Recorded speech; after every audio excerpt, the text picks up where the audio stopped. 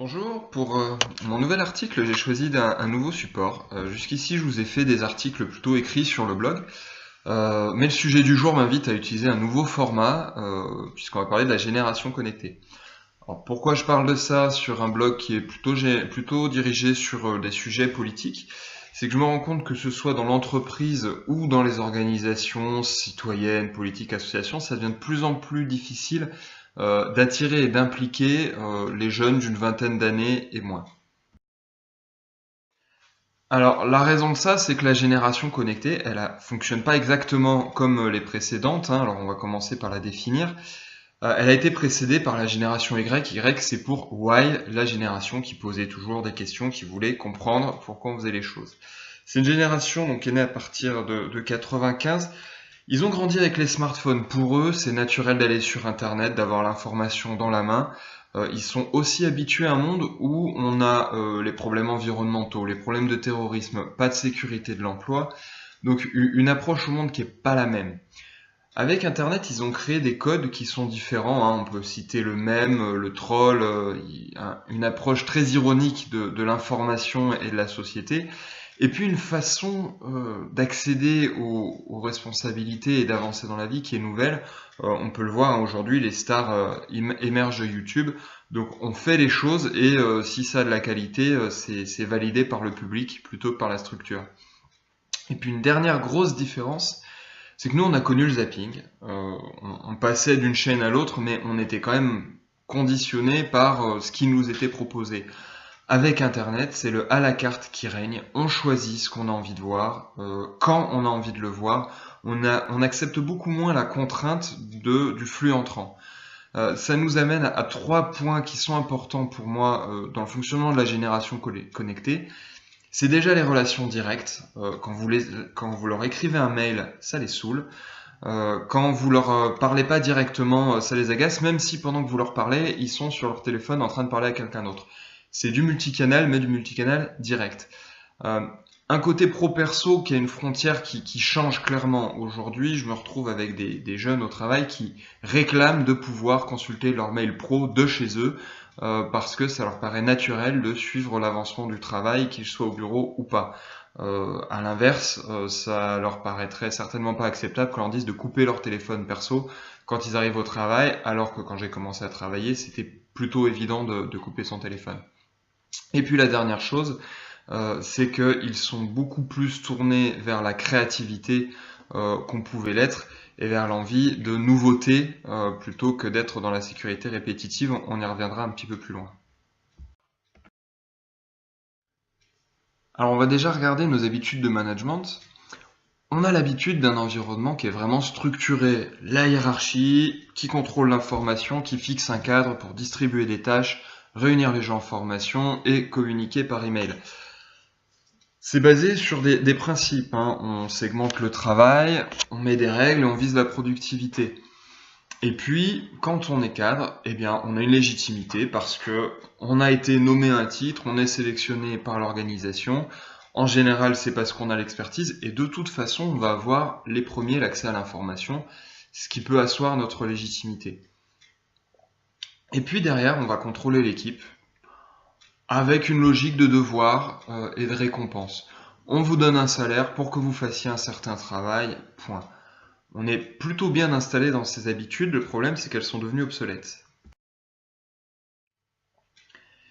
D'abord l'exigence de productivité. Maintenant on n'est plus dans un monde productif pour l'humain, dans le sens où si vous voulez être productif, il vaut mieux utiliser une machine ou un programme informatique. Il sera plus rapide pour les tâches répétitives.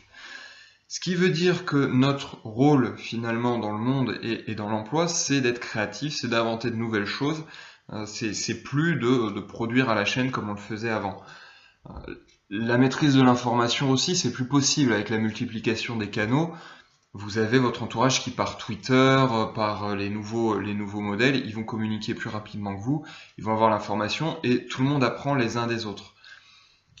L'expérience, là-dessus, j'aime bien une phrase que j'entends des fois, c'est Google est ton ami. Pourquoi est-ce qu'on devrait avoir appris à avoir l'expérience? Au moment où on a besoin d'une information, on l'a souvent sous la main à condition de savoir bien chercher.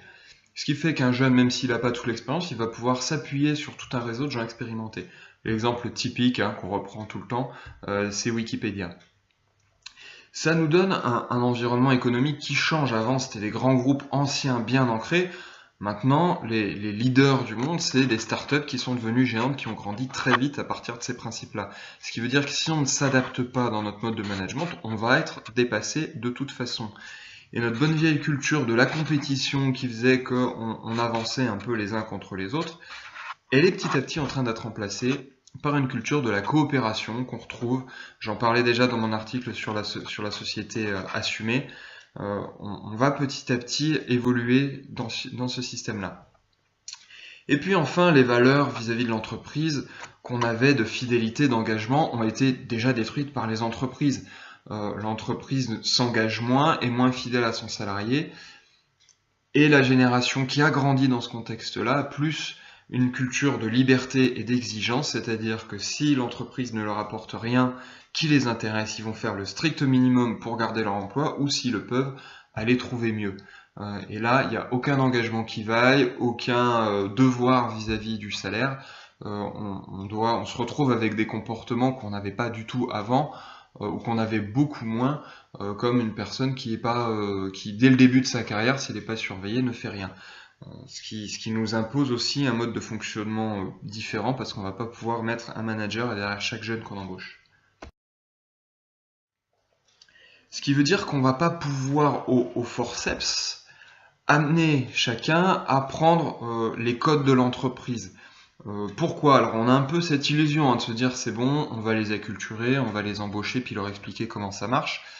Sauf que les Grecs ont déjà fait évoluer l'entreprise parce qu'ils avaient une culture un peu plus de contestation, avec l'habitude de demander pourquoi.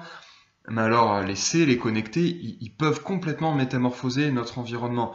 Déjà, ils ont une culture forte. Aujourd'hui, c'est eux qui créent les nouveaux objets culturels, et nous, on va les adopter avec un petit temps de retard. À un moment, pour eux, ça sera bon, ils sont déjà passés à autre chose. On peut prendre le troll, je vais citer un exemple, c'est chez Jawad, j'étais absent parce que j'étais chez Jawad. Bon, d'un seul coup, un petit événement d'actualité est devenu un élément, une référence culturelle utilisée très largement, très rapidement. Les bonnes vieilles références qu'on avait, on peut leur apprendre au fur et à mesure, mais les deux doivent se mélanger. Vis-à-vis de l'ordre établi, ils ont aussi une culture beaucoup plus défiante. Puisque la société ne voulait pas tellement d'eux, ils ont fait autrement et entre eux. Ce qui fait qu'ils vont beaucoup moins rentrer dans le moule et accepter que c'est la règle, il faut faire avec. Et puis, pourquoi ils font ça? Parce que tout simplement, ils ont la capacité de faire autrement.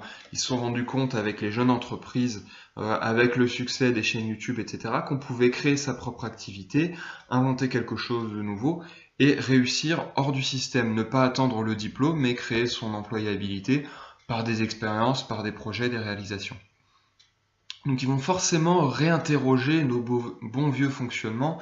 On se retrouve un petit peu face à mai 68 demandant d'où vient la légitimité du recteur de l'académie. Et là, la réponse que j'avais entendue d'un universitaire qui était brillante, c'était de dire « j'ai lu plus de livres que vous ». Et là, il avait réussi à asseoir son autorité. Mais c'est ça, on doit trouver de nouvelles façons de dire qu'est-ce qui fait que on a un rôle chacun vis-à-vis de l'autre. Ce qui veut dire qu'on doit trouver un équilibre gagnant-gagnant.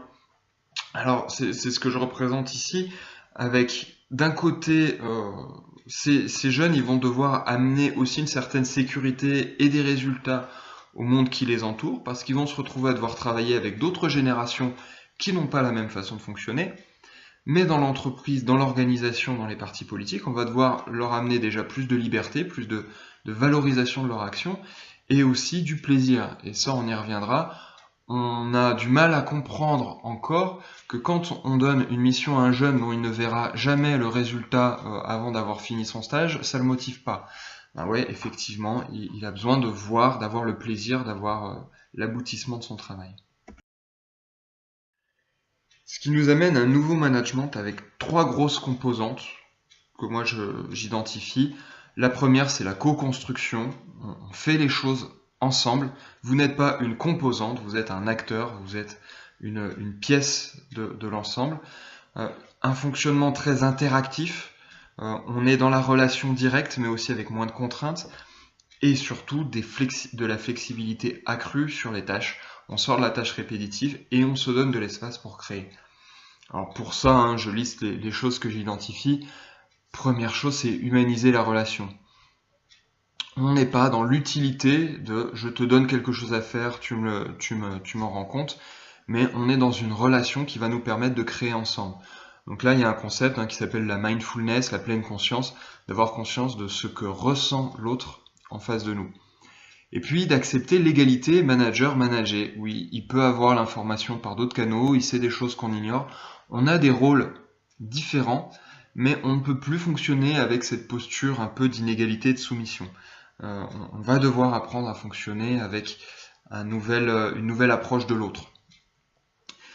Faire circuler, je reviens là-dessus, mais faire circuler toute l'information. Le manager qui fait de la rétention d'informations parce qu'il croit que ça lui apporte de la légitimité, il se trompe. Il doit par contre, lui, aller chercher l'information et être celui qui est capable de la faire circuler. C'est un nouveau rôle. Et on a beaucoup plus de valeur quand on arrive à donner un maximum d'informations à son équipe que quand on a une information que eux ignorent. Et puis, les contraintes de temps, alors les bonnes vieilles habitudes de la réunion fixe, les rites et rythmes qui sont contraignants, on doit les réduire parce que pour nous, c'est difficile à vivre, mais c'est de plus en plus difficile à vivre aussi pour nos équipes. Et puis, je parlais de la motivation, du plaisir, on doit viser des victoires régulières. Alors, victoire ou défaite, je dis les viser, pas les assurer. Effectivement, dans l'entreprise, c'est pas comme dans un jeu vidéo, on règle le niveau de difficulté sur ce qu'on a envie de faire. On subit le niveau de difficulté de notre environnement. Mais quand on rate, on réessaye. Là aussi, comme dans le jeu, je réessaye jusqu'à ce que j'ai réussi, parce que ma motivation, c'est de vaincre le système et de réussir à passer des étapes. Et puis, dans cette tâche-là, on doit avoir un peu de polyvalence, refaire sans arrêt les mêmes tâches. Je disais, ça c'est la bonne vieille approche productiviste. C'est fini. On a besoin de polyvalence, même nous, à titre personnel, on a besoin de faire différentes choses. Je rappelle, on est face à une génération à la carte, à une société à la carte. On a envie de temps en temps de choisir ce qu'on va faire aujourd'hui. Et pour ça, ça va réinterroger très profondément notre organisation politique, d'entreprise, d'association. Tout va bouger. Et puis les règles, aujourd'hui on a des règles qui nous étouffent, on le retrouve dans notre cadre législatif, dans notre 5e République. Il va falloir qu'on adapte les règles au lieu de s'y plier. Il y a un nouveau monde, il y a un nouveau mode de fonctionnement, les règles doivent bouger beaucoup plus vite, c'est d'ailleurs la base des nouveaux systèmes de qualité, de dire que le processus, il doit traduire la réalité et changer quand la réalité change, plutôt qu'écrire sur le papier ce que doit être la réalité, et d'y astreindre notre fonctionnement. Alors un premier point sur lequel je veux m'arrêter un peu, c'est les réunions. On a l'habitude d'avoir une réunion, on a une salle face à un orateur, et puis des relations qui sont entre les deux.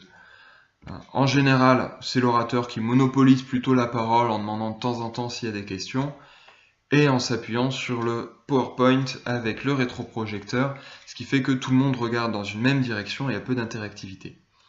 Maintenant, on va se retrouver à être en rond, avec des prises de parole des uns vers les autres, et donc une information qui circule, des réunions qui seront vraiment interactives. L'enjeu de ce changement, c'est d'impliquer tout le monde dans la réunion, parce que dans l'ancien modèle, vous en avez peut-être un ou deux qui vous écoutent parce qu'ils se sentent concernés, et puis tous les autres qui regardent par la fenêtre. L'autre difficulté, c'est que finalement, c'est des informations qu'on aurait pu se passer d'une autre manière, donc on a fait venir tout le monde. En plus, dans mon travail, je travaille en management à distance, on fait venir tout le monde de loin, on leur prend du temps pour que finalement ce temps ne soit utile qu'à une ou deux personnes à chaque moment de la réunion. Alors que quand on est dans l'interactif, ça foisonne, ça va beaucoup plus vite, on peut créer beaucoup plus de choses. Après, il faut le cadrer, on n'est pas juste là pour faire une bouffe et discuter entre nous, ce qui veut dire que notre rôle dans la réunion en tant que manager va être d'amener l'échange, de structurer l'échange et de faire qu'il amène une production. Donc on doit amener un cadre et acquérir de nouvelles compétences en animation. Alors aussi, c'est un travail qui va prendre du temps, mais il faut qu'on soit conscient qu'on doit aller dans cette direction-là et surtout conscient que l'ancien modèle ne fonctionne plus et ne répond plus à nos propres objectifs. Le deuxième point sur lequel je vais m'arrêter, c'est l'organisation des entreprises. Aujourd'hui, on raisonne par organigramme, un chef, un support, des fonctions, et on a une logique verticale. Ce qui nous amène beaucoup à avoir des logiques de tournesol, hein.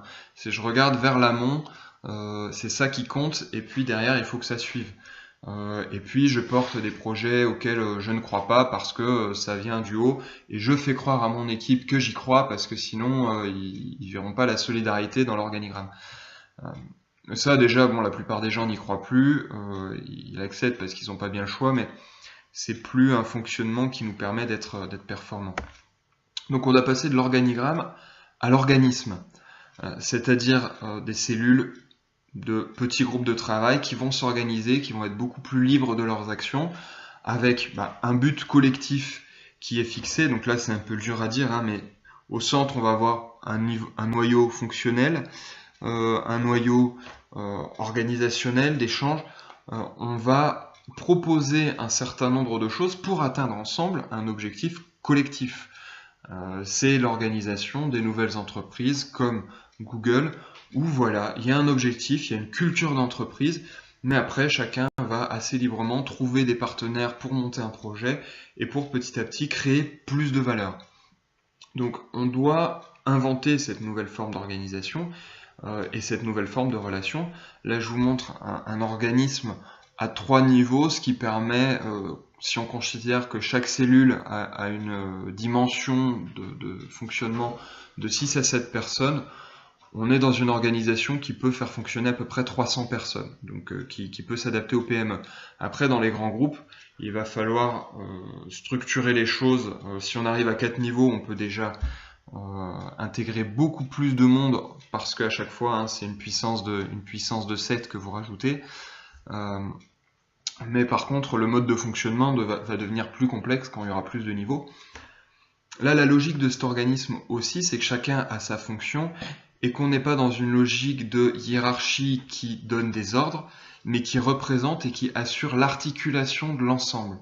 Tout comme dans le corps humain, le système nerveux et finalement le cerveau, c'est pas une autorité suprême qui dirige, parce qu'on peut le voir, hein, si vous avez que le cerveau qui fonctionne dans un corps, vous ne pouvez rien faire.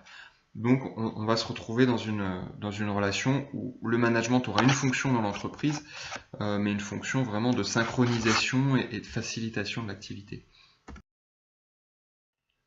Et on le retrouve pour moi dans la façon de piloter, même au quotidien.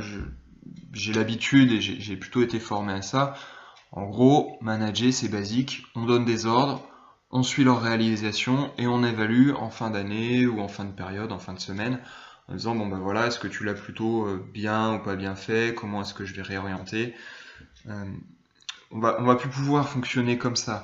Maintenant, c'est plutôt un mélange qui va se faire entre des idées, des objectifs qu'on partage, une entraide, chacun son rôle, chacun comme dans le corps humain, hein, chacun apporte ce qu'il peut pour faire les choses ensemble, et de là on va sortir une performance, on va être plus agile, plus efficace.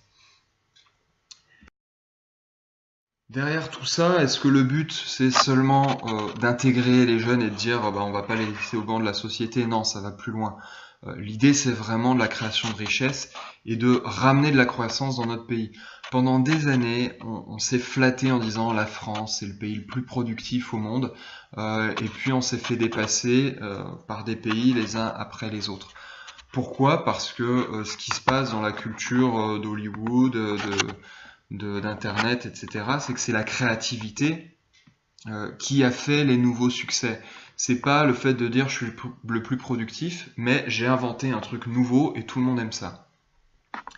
Ce qui peut faire la réussite de nos organisations, c'est de savoir allier la créativité. On a la chance en France d'être dans un pays qui est plutôt créatif, où on nous éduque assez vite à poser des questions. Et si on arrive à cumuler ça avec notre culture de l'efficience en entreprise, on peut vraiment générer beaucoup de profits. Donc, mon objectif et mon ambition, c'est qu'en intégrant la génération connectée et en adaptant le mode de fonctionnement de nos entreprises à leur fonctionnement et à tout ce qu'ils amènent à notre culture, on va pouvoir créer beaucoup plus de profits. C'est notre objectif, on va essayer de le relever tous ensemble, puisque le but aussi c'est de faire société avec tout le monde.